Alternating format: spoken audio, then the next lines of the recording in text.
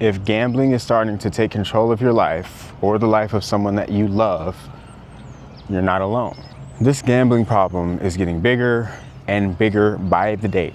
I'm about to go over how to get help with a gambling addiction step by step.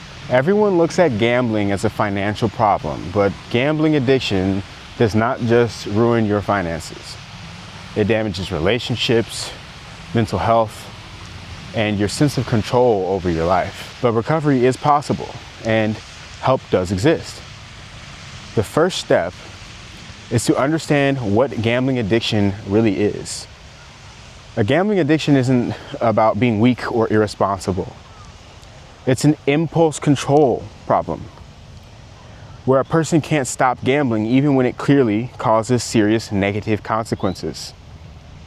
And you don't have to gamble every single day to have a gambling problem.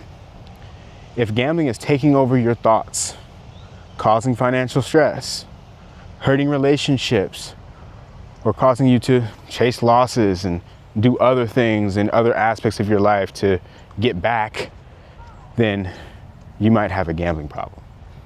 And it might be time to get help. Step 2 here is to really tell someone that you trust, right? The biggest mistake a lot of people make is trying to fix this alone, but addiction thrives in secrecy. The real first step toward recovery is telling a friend, talking to a family member, or just opening up to someone that you know you can trust. You don't need to have the perfect plan for how to take the next step or what this is going to look like. You just need to stop carrying all of this by yourself. Shame is the number one thing that keeps people from getting help, and that keeps a gambler isolated. But that isolation is the one thing that makes it really hard to change. You have no reason to be ashamed. You aren't a failure. You're dealing with systems that are designed to keep you stuck. And there's nothing wrong with letting someone know that you want some help. Step 3 is to join a support group of some sort, right? This is one of the most effective forms of gambling addiction help. Peer support. Groups like Gamblers Anonymous connect you with people who understand exactly what you're going through, have already been exactly where you are right now, and can help you to stay accountable to your goals. A lot of people say that this right here is the turning point in their recovery. Step 4 is to talk to a professional. Gambling addiction is often tied to depression, anxiety, ADHD, stress, or substance abuse. And that's why therapy, especially cognitive behavioral therapy, can be extremely effective, because a therapist can help you to break the gambling cycle, right?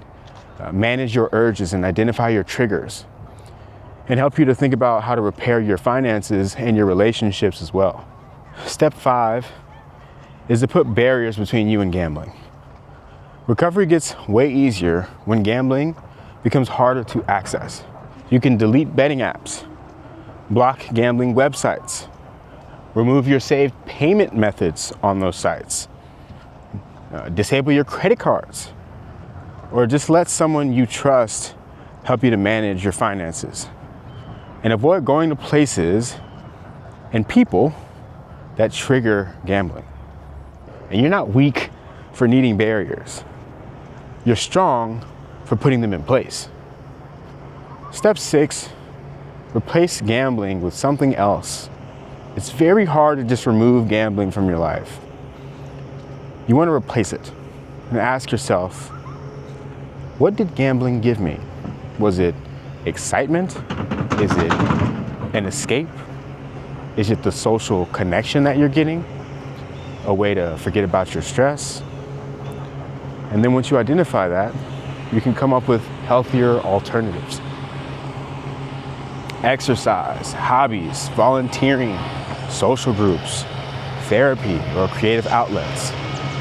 Recovery sticks when your life around all of that changes. Next, I want you to understand that urges are normal and cravings will happen. That's part of recovery. When you feel an urge, just call someone. Go for a walk. Do something to delay the decision to actually place a bet. And think about the consequences. Do something else immediately, because most urges will pass if you don't act on them immediately. If you need serious or immediate help, if gambling has become severe, there are professional treatment options as well, right? You have outpatient therapy. There are intensive programs that you can join. There's also residential rehab for gambling addiction. And if you or someone you know is feeling hopeless, then you should definitely reach out to a crisis line or emergency service immediately. Step one, remember what a gambling addiction is actually about, right? This is really about impulse control. Second, tell someone that you trust.